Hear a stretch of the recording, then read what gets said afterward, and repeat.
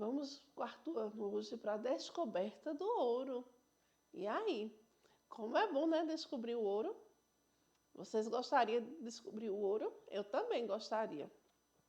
Mas será que eles descobriram o ouro? Lembra que a gente ficou para descobrir o ouro na próxima aula? Será que os bandeirantes descobriram o ouro? Vamos descobrir hoje? A descoberta do ouro. Os bandeirantes descobriram o ouro em Minas Gerais no fim do século XVII. A extração do ouro atraiu colonizadores do Brasil e de Portugal para a região das Minas no século XVIII. Depois, outras regiões mineradoras foram descobertas ainda mais para o interior de Goiás e Mato Grosso. Viu, gente? Eles acabaram descobrindo. E será que isso foi bom para o Brasil? Essa descoberta, o que será que aconteceu? Vamos ver mais? Vimos também, né, os tropeiros na última aula. E esses tropeiros, o que foi que eles fizeram? Eles ocuparam mais o interior. Eles foram ocupando o Brasil no século XVIII e no século XIX. Com essas descobertas, com essas ocupações, eles foram percorrendo grandes distâncias e foram ocupando mais lugares no Brasil. E assim foi surgindo novas vilas, né, e novas cidades. Os tropeiros. A ocupação no interior do Brasil, no século XVIII e XIX, também foi resultado da ação dos tropeiros. Os tropeiros percorriam grande distância para abastecer as minas com várias mercadorias e com moares, isto é, mulas e burros.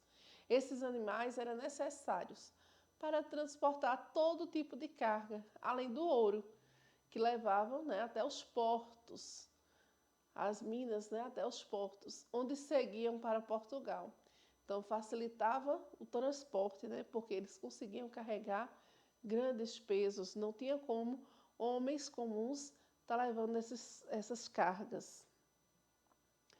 O resultado da ação dos tropeiros, vamos descobrir agora. O trabalho dos tropeiros foi importante para a ocupação do sul do Brasil pelos colonizadores portugueses e por seus descendentes. E muitas cidades, como eu disse antes, se originaram de locais de pousos dos tropeiros. Assim, os tropeiros iam abrindo caminhos em matas e campos, e iam criando novas cidades. Primeiro se criavam aqueles povoados, e depois esses povoados iam crescendo, crescendo e se tornando cidades. Expansão do café. No fim do século XVIII, o café começou a ser cultivado no Vale do Rio Paraíba do Sul, no estado do Rio de Janeiro.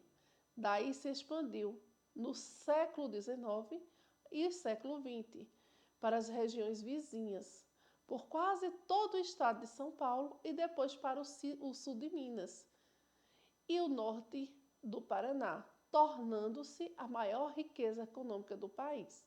Então, nós passamos a produzir bastante café e foi uma riqueza para o país, passou a ser chamado o ouro do Brasil. Aí nós podemos observar as fazendas do café.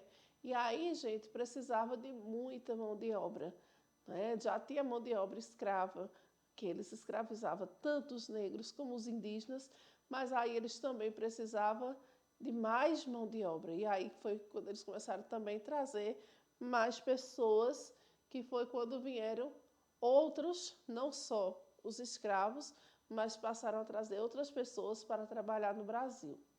Em pouco tempo, a produção cafeeira do estado de São Paulo atraiu muitos trabalhadores para a região. Hoje o café é cultivado principalmente em Minas Gerais, no Paraná e no Espírito Santo. Nas fazendas de café trabalhavam de início os negros escravizados. Muitos deles foram trazidos das regiões das Minas, que já não produzia tanto ouro. E aí passou, como eu disse antes, o ouro passou a ser o café, né?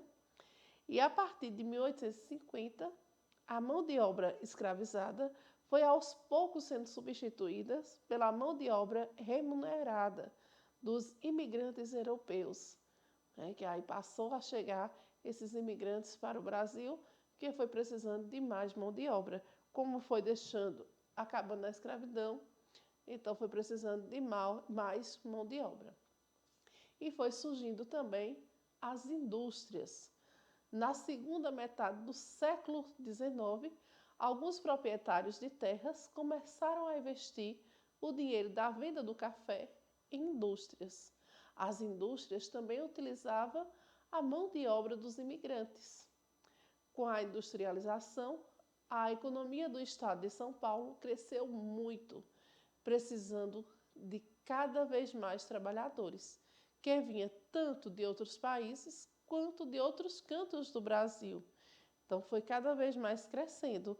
Vamos observar aí a Avenida Paulista, em 1891, o início da Avenida Paulista, e hoje, antes, em 2019, hoje nós já estamos em 2021, mas em 2019, como estava a Avenida Paulista? Olha a diferença, né?